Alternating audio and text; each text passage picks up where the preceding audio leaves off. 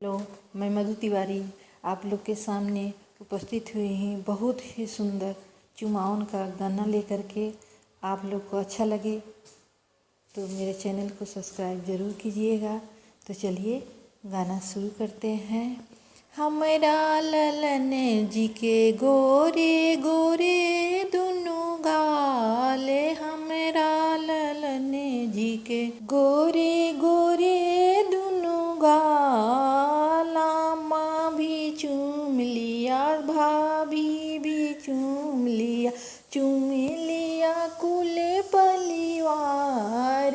हमरा ललन जी के गोरे गोरे दुनु गाल, हमरा ललन जी के गोरे गोरे दुनु गाल। चाची भी चूम लिया, दीदी भी चूम लिया, चाची भी चूम लिया, दीदी भी चूम लिया, चूम लिया कुल परिवार। हमरा ललन जी के गोरे गोरे दुनु गाल, हमरा ललन जी के गोरे गोरे दुनु गाल। मौसी भी चूम लिया, मामी भी चूम ली, मौसी भी चूम ली, मामी भी चूम लिया, चूम लिया कुल